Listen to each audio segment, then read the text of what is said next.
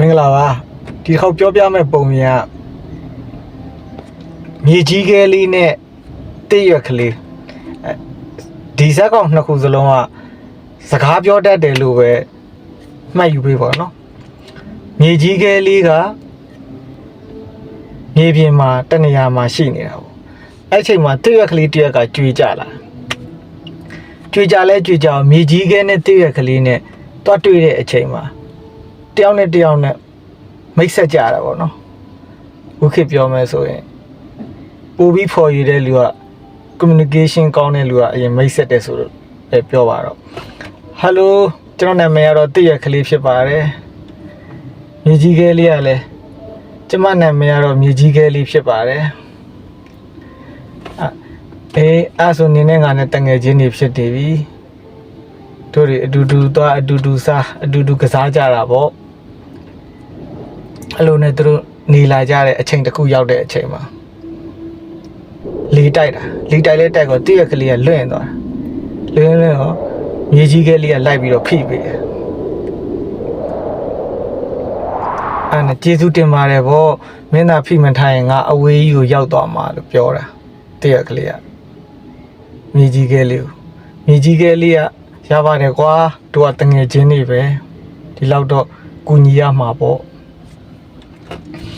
တနေ့ကြလဲကြောက်မိုးတွေရွာတာမြေကြီးကလေးဆိုတော့ကွာမိုးရွာလို့ရှင်အကြီးပျော်သွားမှာဟုတ်တယ်မလားအဲ့ချိန်မှာတည့်ရက်ကလေးကဖုံးပြီးတော့ထားတာဘိုးတိတ်လဲတိတ်ကောမြေကြီးကလေးကကျေးဇူးတင်လိုက်တာမင်းသား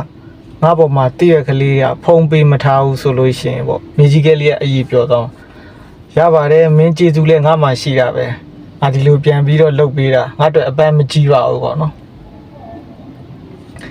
အဲ့လိုနဲ့တနေ့ကြလဲကြောက်လေပြင်းမှုန်တိုင်းကြားတယ်ကွာဥပမာနာဂစ်လို့ပေါ့လေပြင်းမှုန်တိုင်းဆိုတော့မိုးကလည်းရွာတယ်လေကလည်းတိုက်တယ်အဲ့ချိန်မှာမိုးရွာတော့မြေကြီးကလေးကိုဖုံးလေတိုက်တော့တည့်ရကလေးကိုမြေကြီးကလေးကဖိဖုံးပါဟာဖိပါဟာဖုံးပါဟာဖိပါဟာနဲ့ချိန်တန်လဲတန်အောင်မြေကြီးကလေးကလည်းအကြီးပြောပြီးတော့ရေထဲမှာမျောသွား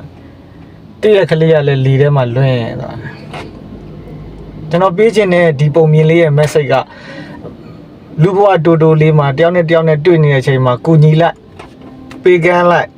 ကိုဘက်ကလှုပ်ပေးခြင်းတာလှုပ်ပေးလိုက်ပေါ့ဖြူဖြူစင်းစင်းနေကြပေါ့အချိန်တိုင်းကျွန်တော်တို့ကဓမ္မတာရခွဲခွာကြရမှာပဲလေဒီတည့်ရက်ကလေးနဲ့မြေကြီးကလေးဆိုလို့ရှိရင်လည်းတယောက်နဲ့တယောက်ချစ်ချစ်ခင်ခင်နေခဲ့ကြတယ်ဒါပေမဲ့ဒီလောကရန်ကြောင့်သူတို့တွေကဖြစ်ပြသဘောတရားအရာပေါ့ဗျာခွဲခွာကြရတယ်ပေါ့